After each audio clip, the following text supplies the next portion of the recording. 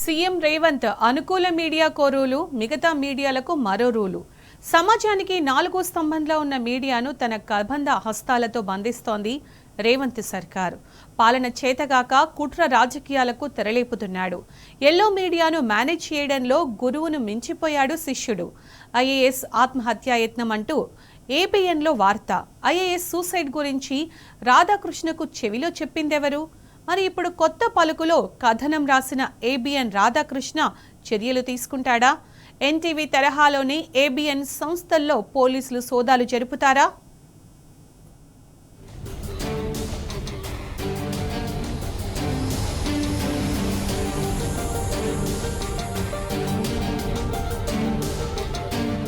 NTV కథనం వ్యవహారానికి సంబంధించి ఒక సంచలన విషయం వెలుగులోకి వచ్చింది.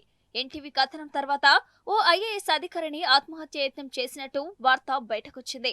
ఈ మేరకు కొత్త పలుకులో కథనం రాశాడు ఏబిఎన్ రాధాకృష్ణ. ఎన్టీవీ కథనం ప్రసారమైన తర్వాత సదరు అధికారి మానసికంగా కుంగిపోయారని ఆ కథనంలో పేర్కొన్నాడు. ఆ ఇద్దరిలో ఒక అధికారి నిద్రమాత్రలు మింగి ఆత్మహత్యకు యత్నించినట్టుగా రాసుకొచ్చాడు రాధాకృష్ణ. ఇప్పుడు ఆసక్తికరంగా మారింది. ఏదేమైనా ఐఏఎస్ అధికారి ఆత్మహత్య యత్నం వార్త రాష్ట్రంలో సంచలనంగా మారింది. రాధాకృష్ణ వ్యాఖ్యతో ఐఏఎస్ అధికారుల్లో కలకలం మొదలైంది. అయితే ఈ వార్తపై ఐఏఎస్ అసోసియేషన్ ఇంకా స్పందించలేదు. అటు ఐఏఎస్ అధికారిని ఆత్మహత్య యత్నం కథనాన్ని సీరియస్ గా తీసుకోలేదు సిట్. ఏదేమైనా అసలు ఈ ప్రభుత్వంలో ఏం జరుగుతోందన్న చర్చ రాష్ట్రమంతా మొదలైంది.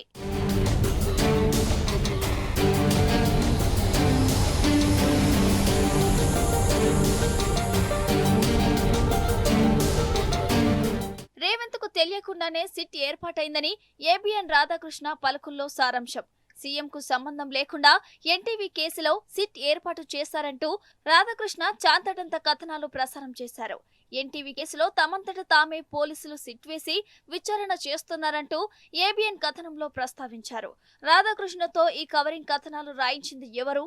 అసలు సిట్ వెనుకాల ఉన్నదే సీఎం రేవంత్ కాదా? తాను వెనుకుండి బట్టిపై సిట్ ప్రయోగం చేయించింది ఎవరు?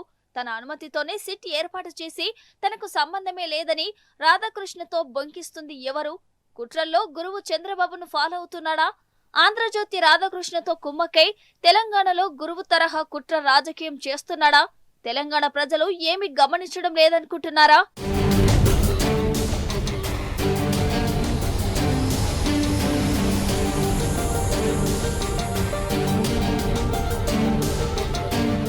అసలు ముఖ్యమంత్రికి తెలియకుండా సిట్ ఏర్పాటవుతుందా?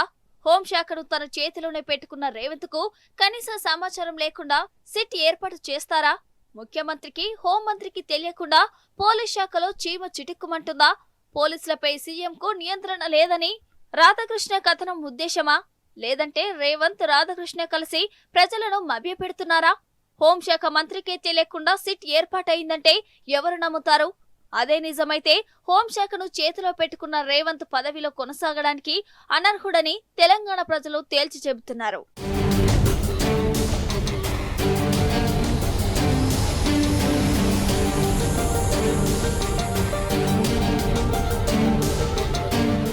ఏబిఎన్ రాధాకృష్ణ ఏడాపేడా సొంత కవిత్వాలు రచించాడా? లేదంటే ముఖ్య నేత డిక్టేషన్ చెప్తుంటే సొంత పలుకులన్నీ అచ్చేశాడా?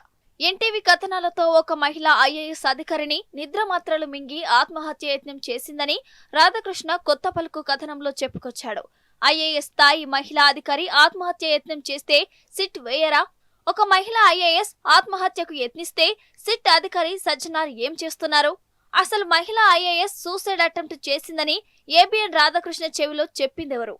అత్యంత సున్నితమైన అంశాన్ని ఎవరు లీక్ చేశారు? ఆత్మహత్య యత్నం వార్తలు నిజమైతే పోలీసులు ఏం చేస్తున్నట్టు? ఈ మొత్తం పరిణామాలపై సజ్జనార్ సిట్ ఎందుకు విచారణ చేయట్లేదు? ఏబిఎన్ ఆంధ్రజ్యోతి కథన లేదా?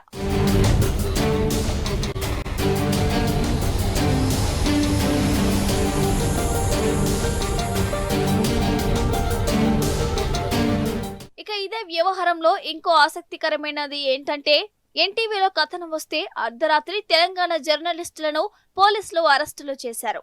అదుపులోకి తీసుకొని విచారణ జరిపారు. అదే రోజు ఎన్టీవీ ఆఫీసులోకి దూసుకెళ్లి మరీ హంగామా చేశారు పోలీసులు. ఒకే రోజు 2 సార్లు ఎన్టీవీ ఆఫీసులో సోదాలు జరిపారు. ఎన్టీవీ సంస్థలో హార్డ్ డిస్కులు, కంప్యూటర్లు స్వాధీనం చేసుకున్నారు. తెలంగాణ చరిత్రలో ఎన్నడూ లేనంతగా మీడియా సంస్థల్లో పోలీసుల సోదాలు జరిగాయి. ఎన్టీవీ కథనాల నేపథ్యంలో సిట్ ఏర్పాటై విచారణ జరుగుతోంది. మరి ఏబిఎన్ రాధాకృష్ణ కొత్త పలుకులో ప్రచురించిన కథనాలు కూడా సిట్ పరిధిలోకి వస్తాయిగా? అవన్నీ సున్నితమైన అంశాలే కదా. మీడియాపై, సిట్ పై, మహిళా ఐఏఎస్ అధికారులపై కథనాలు వండివచ్చిన ఆంధ్రజ్యోతి రాధాకృష్ణను కూడా సిట్ విచారిస్తుందా? అత్యంత సెన్సిటివ్ విషయాలపై కథనాలు ప్రచురించిన రాధాకృష్ణన్ కూడా అరెస్టు చేసి విచారిస్తారా? ఎన్టీవీ తరహాలోనే ఏబిఎన్, ఆంధ్రజ్యోతి సంస్థల్లో కూడా పోలీసులు సోదాలు జరుపుతారా? కొత్త పలుకులలో ఒక పేజీ నిండా, తన ఛానల్లో ఒక బుల్లెట్ నిండా ఇన్ని సున్నితమైన విషయాలు చెప్పిన ఏబిఎన్ రాధాకృష్ణను అసలు విచారిస్తారా, విచారించరా? ఈ ప్రశ్నలన్నీ ఇప్పుడు తెలంగాణ సమాజం నుంచి, మేధావి వర్గం నుంచి దూసుకొస్తున్నాయి.